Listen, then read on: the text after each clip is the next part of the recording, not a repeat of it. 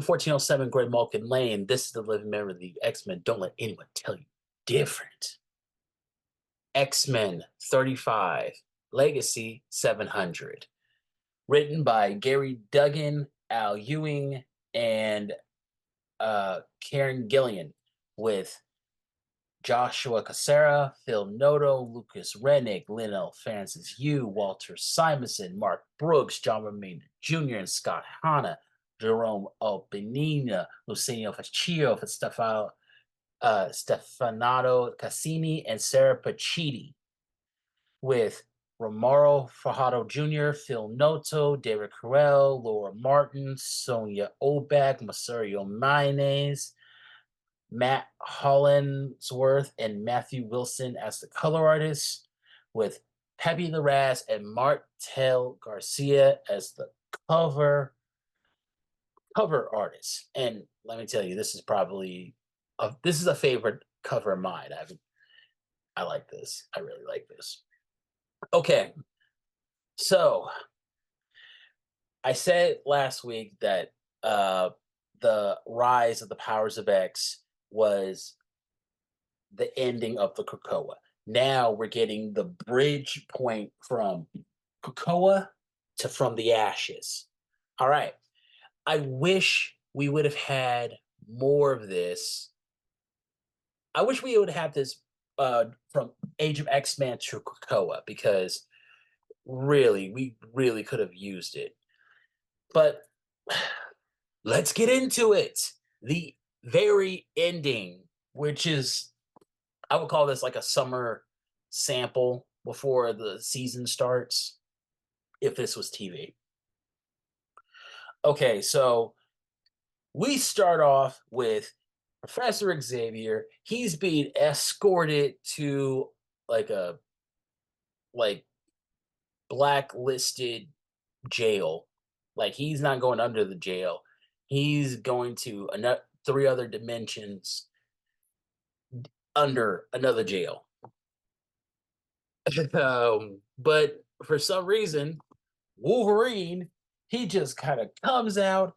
He's attacking all these guys, these innocent soldiers who had nothing to do with Orcus. They were just on guard detail. And he just kills like at least a dozen dudes getting to Xavier. And just as, and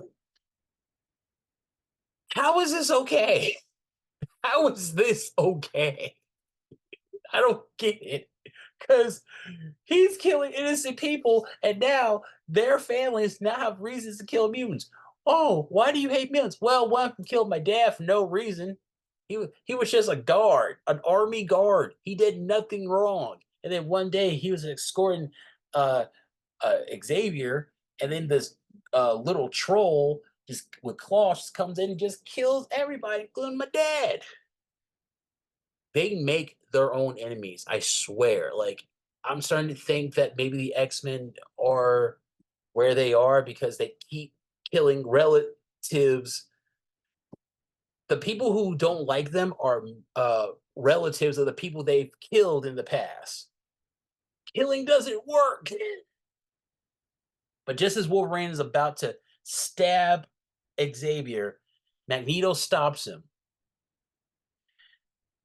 Yeah, I don't understand what he's trying to do, because like 12 years ago, he tried to kill Cyclops because Cyclops killed Xavier. And now 10 years later, Wolverine's trying to kill Xavier. Why does this? Oh, God. And this is just one part of the story. He's stopped by Magneto, who didn't just flangs Wolverine like a booger. And we don't see him, which actually we do see where Wolverine happened, what happens to Wolverine after this, but it makes total sense. Max and Charles have a conversation. Um, Essentially, Magneto tells Charles that he was right, and Charles is like, "Wow, you can't even say it. I did. I sacrificed all myself to do your shit." I tried your way, and you can't even say that I was like, hey, Charles was right. I'm like, yeah, I get it. Magneto is a bitch. He's a sore loser. He's a real sore loser. I will always say that. Um, we Xavier then gets a tingling that something happened, and we move on to Krakoa, and we see Cypher, who looks like Casper. I swear they should just change his name to Casper because, like, oh my god, like Cypher look like I swear he's giving me Millhouse vibes. I don't want to, but he's so punchable, and there's no killer instinct in him. Nothing. Like you would think with his powers, he can read people's body movements and be able to be like a martial artist without having to train for anything. But that's just logic. That's what I would do because like seriously, like Doug Ramsey is softer than marshmallow and potato soup. He's softer than Drake right now. But going back into it, we see the little boy Kafta. He's grown. It's been 15 years. It's been a couple weeks for on Earth, but in the white hot room where all the mutants that Jean Grey left stranded, it's been 15 years. So this kid is now an adult, grown man. He's basically this voice for Krakoa. You find out what happened. They come back. They say, "Listen, we're giving everybody the choice. Whoever wants to come back, they can stay." Like basically, they're crashing at the white hot room, but the house is still being built. The two pieces of Krakoa get back together, and for some reason, some people just think, "Oh my God, it's island sex," and Casper says, "No, it's not. It's not." Um, yeah, yeah. Like Kapta then explains what's been going on. Um, like they had time. They had four of the cradles. They had both databases so that like Sinister couldn't corrupt anybody, and they had time. They did something that they did basically the one of the first goals of Krakoa. They brought back Genosha, and that is cool. 15 million mutants back. That's that's enough for a city. That's enough for a small country. And hey, I'm all for it. Let's go. Um, we see Emma actually smile with like tears of joy, and let yeah. Next, like we get Exodus. Like he finds out that the Cohens are going back to the White Hot Room, and he just kind of loses his mind. He starts a super powered temper tantrum, and Kafta he runs outside and he's greeted is there to greet Apocalypse who just arrives, and he's like, "What's going on?" We then see what's going on. The mutants, the X-Men, are fighting against Exodus, and Apocalypse is like, "Yeah, we could talk to him, but the time for talk is done." And then he just goes, it's just bad. He punches. Oh my! He punches Exodus in the face. It is hilarious. Like even after Exodus, it's like I was never yours. I was only yours for like a couple minutes. Like what's mine is always mine. I love it. It's so funny. Apocalypse then he gets told what's going on with the Cohens, and he's like, "Okay, all right, I'm ready. Like let's do this. I can lead the way. It's like my old way." And that's when Kai's like, "No, no, no, no. Like we thank you. You did this. And, like you paved the way for us. You crawl so we can run." And Compton was like he had some really good reasons, and then like Apocalypse just throws a temper tantrum.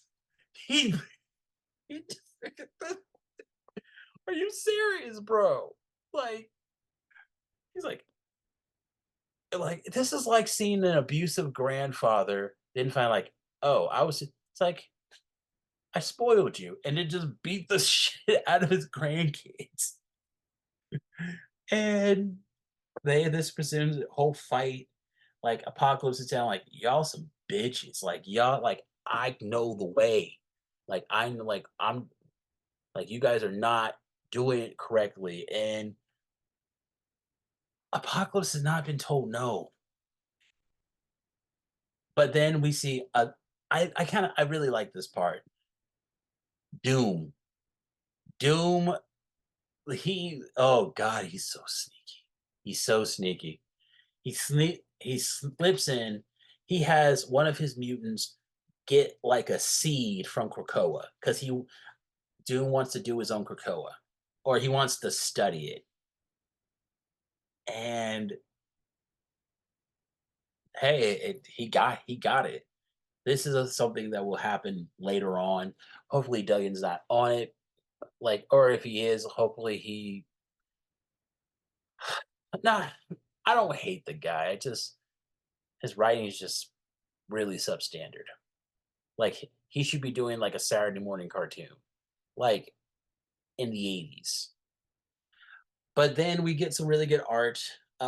We see the original four X-Men without Jean, which is kind of weird. They say, "Oh, it's been a while since the originals." Like, no, Jean's not there. What are you talking about? We get Sunfire versus Apocalypse. Apocalypse versus Colossus by John Romita Jr., which it looks fantastic. Look at this. Like, just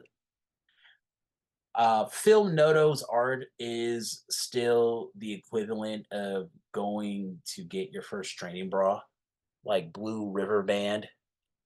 It's not great. And then Apocalypse, he makes his big spiel. He says, "Who, when have I ever lied to you? When have I ever been? I have been hard on you, but I've never lied to you." And he's speaking to these people: Vanisher, Metallo, Fabian Cortez, uh, the Fenris.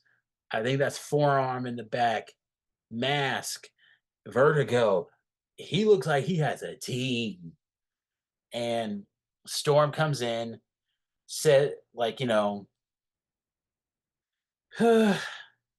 makes it Wolverine and Deadpool. He takes out Deadpool. The Apocalypse he beats the crap out of like look at this. He ain't touching Apocalypse. Oh my god, Wolverine ain't touching Apocalypse. What are you talking about? And then Nightcrawler does his sneaky stuff and like gouges out Apocalypse's eyeballs. And then Apocalypse like I've been seen in darkness longer than you've been. Like, what are you talking about? And Apocalypse, he really think he did something. Apocalypse then kicks Emma Frost across the other side. He's like, "Bitch." I'm sorry, that's not cool. That call, but it was just funny how he did it. Jean finally comes through and shows Apocalypse the world that the mutants have built on Krakoa, and it is beautiful. And Apocalypse admits, like, I don't know what to do. Like, I've offered my help, and they told me no. We got this, and that hurts his heart. Wolverine right here tries to like, oh, I was ready for round two. Apocalypse would have ripped you apart. What are you talking about, bro? Um, Nightcrawler talks to Kafka. It's really cool. Like the ending of the Krakoa era it's really beautiful. I like it. I didn't think it would. It was nice.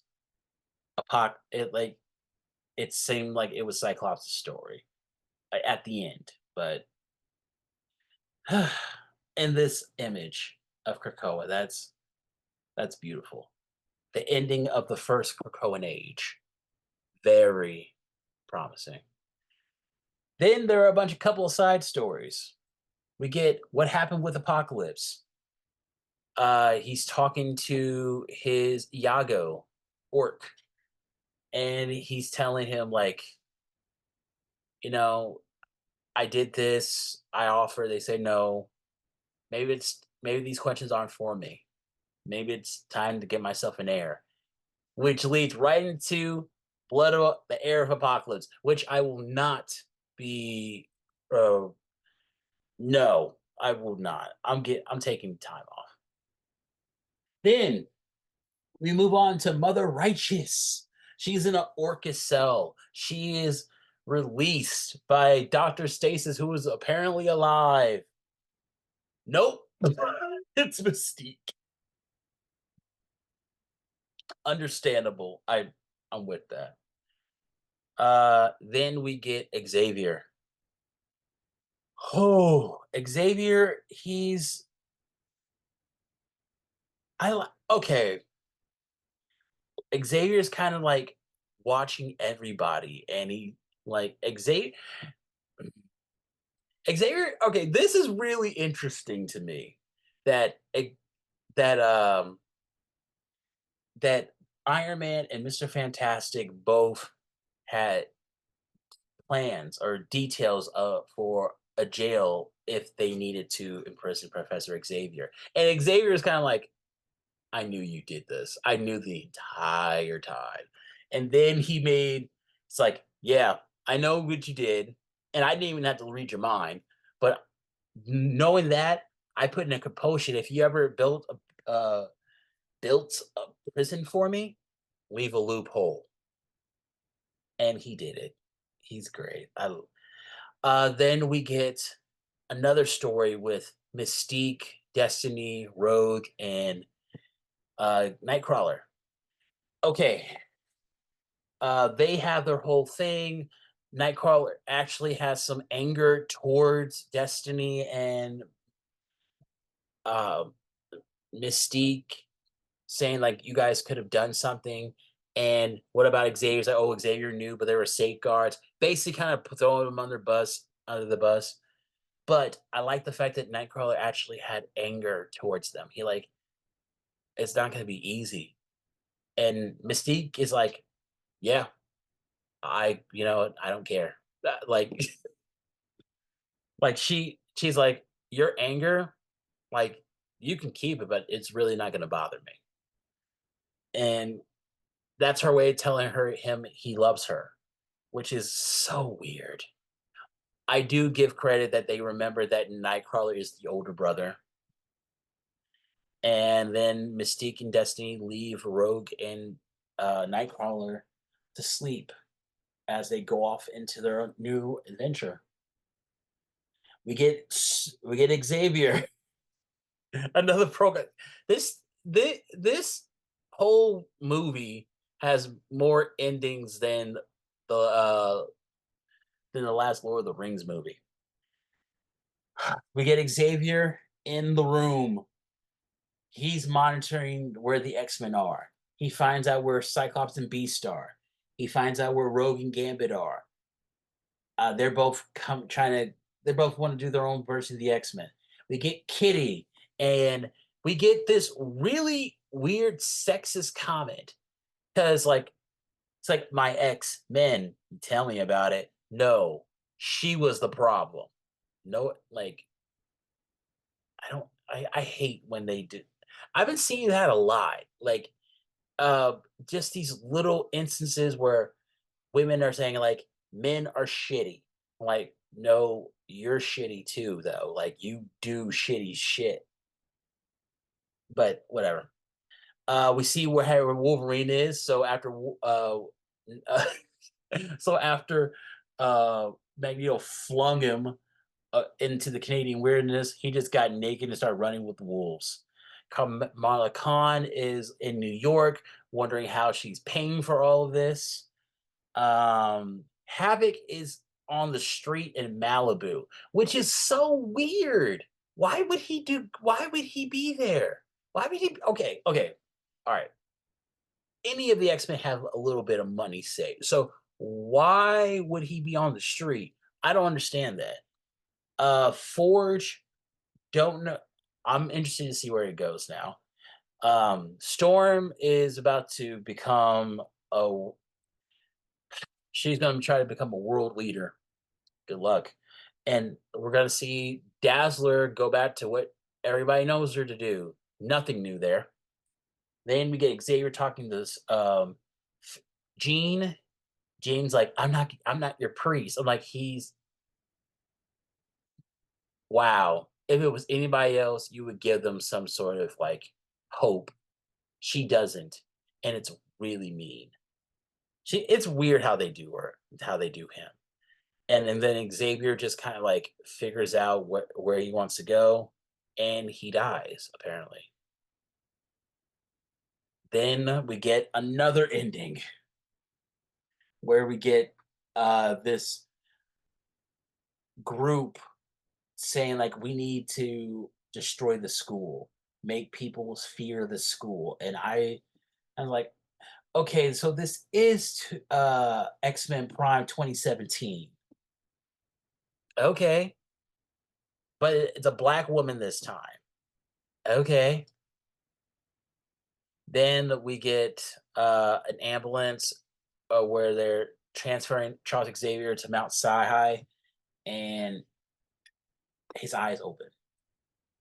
Okay, all in all, this was a. I like the fact that this was a connecting from Krakoa to From the Ashes. That's cool. I like that. Um, Apocalypse and Exodus having a temper tantrum for no reason is so weird. It is like, oh, we need to have some action in it. And Apocalypse, I like where he's going at the end of this, but I feel like the whole fight was just so out of like character because like he's beyond that now. He's peaceful. He's trying to be peaceful. Like he in fact he oh my read the end of X-Men Red, okay, for where he is. Okay? He was trying to help everybody. Why the story with Nightcrawler and Mystique and all them. It's Chris Claremont and Salvador LaRocca. Salvador LaRocca is way past his time. He needs to go. His stuff is just ugly now. Um Chris Claremont, I actually give him props, even though I hate him. He remembers certain things about his story, and I'm pretty sure he would change them once he gets his hands on the character again, which I wouldn't be surprised if it happened in like a year, especially if From the Ashes doesn't hit the way people want it to. Uh, I think my favorite character of this issue was probably Xavier. Xavier, he was doing some heavy reflecting, and he was being a little cheeky. Like he knew people didn't trust him, and he wanted that. But then also he knew like if they try to come after me, they know I leave loopholes, and I love it. I'm giving this book a 2.5 out of 5 stars. It's cool. It did its job. Um, just it was cool. Like it was cool. So this 1407 Great Malkin Lane. I remember it, so you don't have to. That's why I'll he's see the you soon. GOAT! The GOAT!